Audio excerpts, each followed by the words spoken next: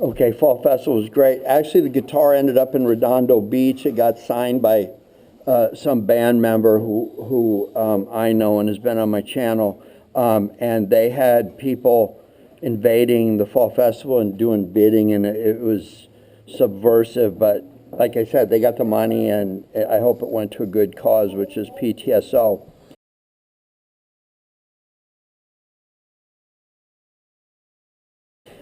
The football game on Friday, that was supposed to be on Friday, October 25th, the fact that it was at Pete Night was a nice field, and I'm really impressed that we have staff in the district now. Unlike in the past, we were being sued by people. We actually have relationships where we can use other districts' football fields, so I'm very impressed with that.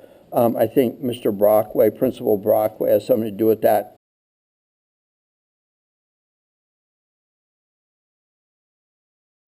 Okay, I'm going to go on my rant about the weather now. On social media, there's all this noise about schools open, schools closed, should be open, should be closed. So I think everyone is psychic now about when the wind is going to blow and when it's not, and I hope they would stop wasting that skill on something like the wind and put it towards me winning money in Vegas or at the horse track.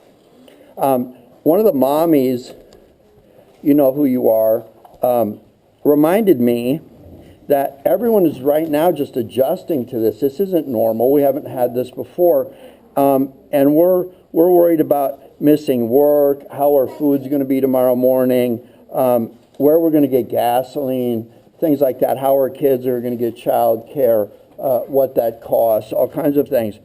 So those are some people that are very critical about this have to understand, did anybody ever anticipate the day that a major power purveyor would drop the ball at this level, at this consistency? And the answer is no. So, and you want to remember, when we built our schools, the bond barely passed after 17 tries, and it's no surprise that we don't have full load backup generators or sites. I mean, it wasn't there. I will say, if you're going to call me up and yell at me on the phone, number one, that's probably not a smart thing to do because I like Texas bar fights. But if you're going to do that, put a wind turbine in front of your mouth and get the power back up for me, would you? The thing about this is I don't see our superintendent or any of the rest of these wonderful people that work for us. Newsflash, they're educators. They don't set up the grid. So. And we don't sit up here and set up and run the power grid. So I think our focus is on education. And I would hate to see the power purveyors be in charge of education because they can't even keep the lights on in the classroom. So I think we're up on the upper end of that. But we do have to be civil about this. My expectation has been expressed to Larry that he sets up the right meetings with the right people. Now, I work for government, so you know what that means. You make your phone call so you can tell everybody, oh, I made the phone call right. And then the guy at the power company tells you a profound thing like, you know, I understand Acton is a small community and they carry on with a bunch of stuff that you need this for. And then at the end, they inform you of this profound thing that, you know, when they built the grid, they didn't build it so Acton could have power while everybody else is shut down. So once you get that out of the way, you can take your Captain Obvious message back to everybody out there who's trying to figure where their kids are going to be tomorrow.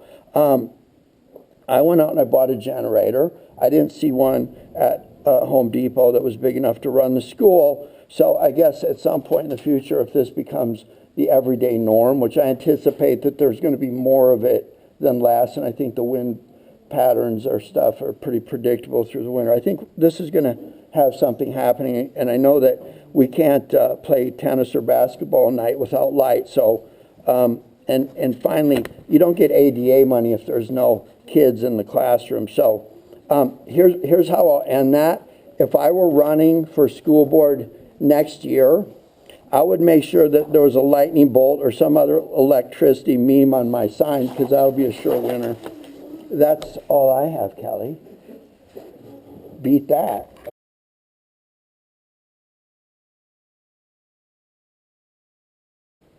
What I'd like to say about this is that I've been going to these meetings as Tammy's father for better part of 8 or 9 years. They're typically a fiasco where someone hijacks the meeting, wants to bring their case in, the nuance of their case. I want to remind everybody what this is anytime there's a focused funding source that targets a group of people for improvement, what happens is there's an oversight committee to make sure that some superintendent isn't changing a job description to route funding to somewhere else, that there's actually measurables. And the committee that we have good cop, bad cop, and attorney. So I really like that. All of these people have some level of understanding of what should happen with special education, with IEPs and 504s. I do like it that the SELPA committee meets sometimes in the morning, sometimes in the evening, sometimes on Saturday. And I think through this group of people, we're going to be able to make those meetings regularly, and we will our district will finally be represented in the most positive and professional way. And I think that's going to be a great help to Dr. Allison. So thanks to everyone here. If you take the time to look at their applications, I think we made a great choice. Thank you.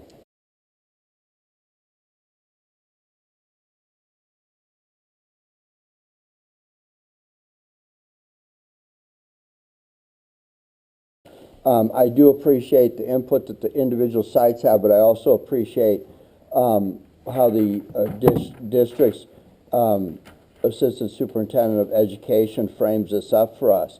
I will say that Kendra left this district. My daughter Kendra left this district over math at High Desert. She went to AEA. Her math teacher over there was one that looked at, why are you pushing algebra on kids that are failing, and why are you putting them in pre-algebra in 10th grade after their confidence has gone out the window? She spent 4 years over there. Unfortunately, there was a financial failure that put her at Vasquez back in her senior year. She did well there, but there's no mystery here. Guess who your pre-algebra teacher is?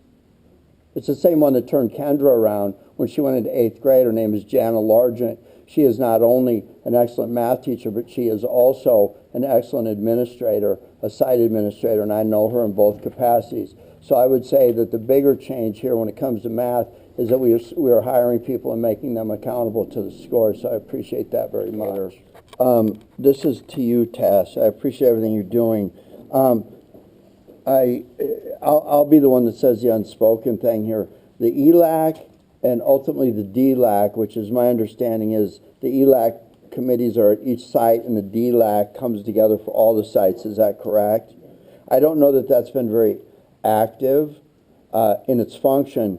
The ELAC and DLAC are not 501c3 parent groups. I appreciate the parent groups.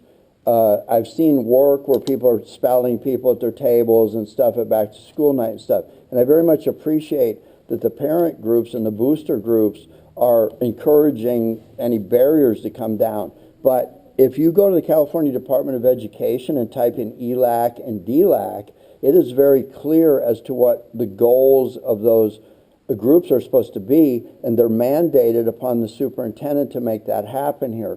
So when we're having our meetings, I do think there needs to be focus on that and not the social aspect of it, to get the people on the DLAC and ELAC committees to engage as to what the measurables are, because those measurables are defined by the state of California. They're very easy to find.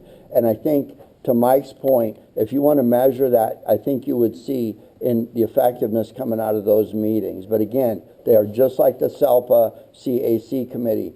They're not a social club. They are the public input measure of the directives that are supposed to be happening at our school. And when we see those people engaged and the format of your meetings agendized to follow the California Department of Education's agenda for what they're supposed to accomplish and have that be the measure, I think it becomes very measurable. And then ultimately, I think it shows up in the scores. But Tess, I very much appreciate what you're doing. I've been up here long enough to know that there's been a difference. Principal Brockway, I would say to you, given your number being lower, that's actually good. That speaks to that at some point people are making the transition to being fluent. I would suggest that when you're looking at your ELAC team, which ultimately lend to the DLAC team, that you're not so focused on, I don't care if the person who is the pusher behind the parent side of it is from Czechoslovakia or they're purple. I think it's more about their ability to understand what CDE's directives are, and that the meetings that we have and the trainings that we have and the efforts that we have are focused on measuring to what those goals are above everything else. And I think as you encourage those people that choose to participate in this, you'll have a greater success that way. Cooper, would it be accurate to say that this is somewhat like Title I? When you took Title I funds and 24% of your Title I subgroups were proficient in X, then they had to be 26%, and then you moved up to the end, and ultimately it was at 100%, or you were in program improvement. You all right, Kelly? Yeah, he's asking a question. So, is this not set up to a point where you could actually improve for 3 or 4 years and hit something on the gas gauge, and then because you drop back 2 points, it would show that there's been a significant decline just based on the trend on the gas gauge, and there's not really a direct correlation that you could measure to individual students or cohorts of students? Would that be accurate? So yes, this is our accountability system. So this does replace the old system. I think we're familiar with the API. This is our new accountability system. But you could, in reality, be punished what it might look like in 1 year unless you looked at a trend for 3 years and said 10, 12, 16, 11. It's real interesting that you use that word, because I feel like we were in differentiated assistance last year, and many people felt as though that was the new way of program improvement. What we're not doing this year is we're not writing whether we've met or have not met the specific standards. The state is going to do that for us. So that's been taken away from us because of the subjectivity of that. So it takes that away from us. So the state will do that. I appreciate that. Thank you. Okay. I don't have any. Dr. Cooper, would it be accurate to say that some of the stuff that we were focusing on a bit earlier about English learners, ELAC and DLAC, are reflected in there and might actually tie back to what our president is saying about the beginning of implementation rather than an advanced implementation? Yes, sir. Perfect.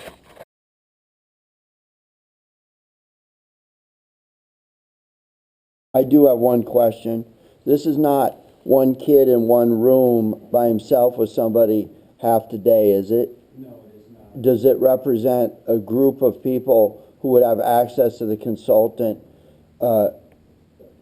in a way that there's equity? Say it one more time, sir. What I'm getting at is there a population of students that would benefit? I know we have a behavioral specialist that goes around and makes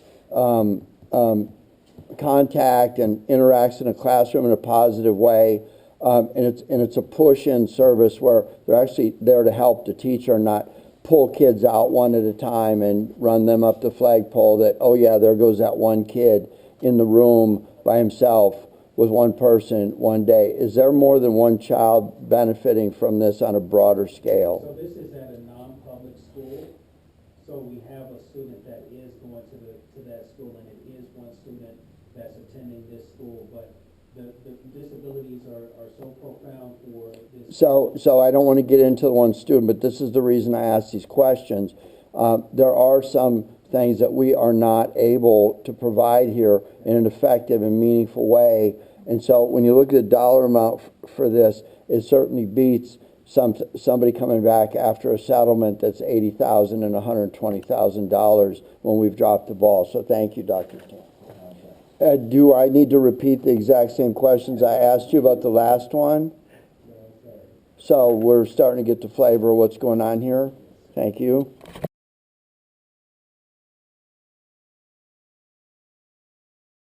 Sorry, go ahead. Couple of questions. Was this Sandstar's boilerplate contract or scope? Or is this something our attorney did?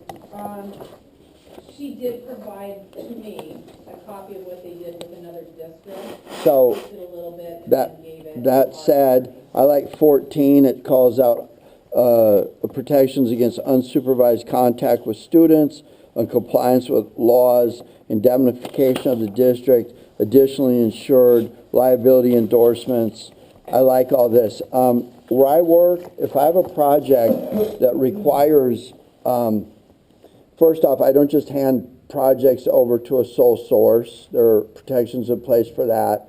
I don't see the door beaten down with people that do this, that have this level of professionalism and this type of track record. But that said, if I build a sports field and I charge permit fees to my contractor, then we're just basically running up the cost of the service. So what I would be interested in is, after your test period, of giving them a room. I don't believe in gifting public funds, but I also don't believe in turning around and profiting off of something just to run the cost up to the people who are benefiting from this. So when it comes time to reconsider what additional fees it would mean to charge them for that room, I'd like to have a professional decision made by you guys that keeps the cost effective, that we just don't cross a box and charge them money that's passed directly on to somebody that's already having to find childcare when that's expensive nowadays. Thanks.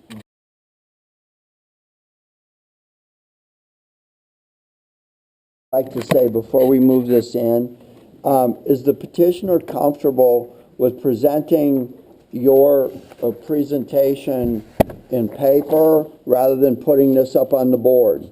I want to make sure you are comfortable with that. Is that? Yes, sir. Okay, good. Just checking. We'll resume. First off, I'd like to recognize the parents and the children in the back. Thank you for being here tonight, and thank you for your patience and duration back there. These are not questions. I do not want answers. Shay and Lynn, do I have your attention? Good. Both of you. Are you out there anywhere? Yes. Good. And Superintendent King, these will be comments, not questions. I will not engage the petitioner, but I will expect that my comments are considered as they're applicable in the recommendation back. First, I want to tell you that I am fully aware. I want to make sure that you know that I am fully aware that this process, I consider this a new process, and it is independent, not to be influenced by any decisions that have been made on your numerous past trips in here, the last of which I believe was denied here, subsequently by the county, and then subsequently by the state. And I would like to compliment my staff that you, having been through these numerous times, still remain objective in your ability to consider this petition this time and make an application, and as well as I assume that the attorney will be able to do that as well. First, to the petitioner, I want you to know that I received your email invitation to meet with you prior to your appearance here tonight. I want you to know that staff will ultimately vet your petition, and they will make the recommendation to me. Under no circumstance with any charter do I go out ahead of time and try to make sure that I get the used car salesman stuff out of the way, so we take away my objections, if I would have any, not that I'm even qualified to make those objections, over a staff that's going to vet your petition. I think that past experience says that when they make a recommendation and it's redeemed and held accountable by the county and the state, that I do consider them competent. So that said, I don't meet with charter petitioners prior to what I hear the recommendation from staff. I want that to be clear. Now, I've reviewed your petition, and I see that you have opted, which is legal, to provide signatures of teachers, and that's perfectly legal. But I am acutely aware of our district's growth trends, our district, and I would pretty much characterize them as non-existent. We are flat, and if we crack 1,100 students, it surprises me, and that's a number. We're not losing people, but it seems to be static and stagnant. There is an in-boundary charter here already, and I'm intimately aware of their growth. They started off with 110 students about a year ago or 2 years ago in a community that historically would support as little as 140 students. And that number is where this district went out of the business of supplying our school site there at that site, okay? In 2 years, and adding a grade each year, they're from 110 to about 220 at 6th grade levels. Now, when we present this, I can appreciate this, but without a list of parents that are saying, my student will come here, and a list of who those people are and where they live, there is no pragmatic way for me to verify or even consider your ADA projections. So therefore, that immediately raises questions about the financial implications, because we all know ADA is dependent on that your financial situation is hinges on your ADA.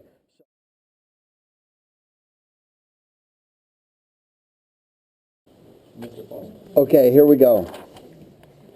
Jeff, I want to thank you for being in attendance at board meetings for the last several years. I think you can see firsthand the changes that have happened with our charter approval processes up here. I want to publicly thank you for posting your WIO sites and partnership agreements on the board and when you displayed them in your petition hearing. I wish your company luck in the future as you set the path forward from some restructuring that started with the Grossmont case. I trust that this material revision addresses that your sites are now Shasta and AB 1507 compliant with us. I think our attorney seems to think that be the case. And short of you advising us of any changes that occur with your WIOA partnerships or your sites, I don't imagine I'll be seeing you for a while. I don't want you to take this personally, Jeff, but I'm going to use this opportunity to say this. It's for a number of years I've watched certain players go from LA School Board to approving charters there to becoming a leader of an organization to being a consultant here to going through the head of a couple charters, and now they're showing up with you and it's all the same person. There was an expose in the LA Times this year, this summer. It wasn't the one I was in, but it talked about some very heavy salaries, and it did a big piece on Assurance Learning Academy. Lots of six-figure incomes listed, and at that time the person that is now your new national superintendent was not listed amongst those salaries. Maybe there's been some restructuring to make this cost neutral, but I find it very interesting that after charter stuff and the same names bounce around since 2001, that the existence of all these charters seems to hinge upon our little 1,100 student district. But this isn't about a petition. If a petition comes in here, I just told you what my questions are going to be. I'm looking really heavy at the top end because it looks to me like it's pretty heavy. I'd probably ask questions about what everyone's cut is. But Jeff, you have put the time in the audience. You have always been forthright with my questions about what your students are doing, why some of them kind of go in and out and come here and there, why there's not cohorts. And I was very impressed that you would just put everything up on the board, and I'd not seen that level of transparency. So again, I don't mean to besmirch things, but I watch numbers very carefully, and you will have my vote tonight. Thank you.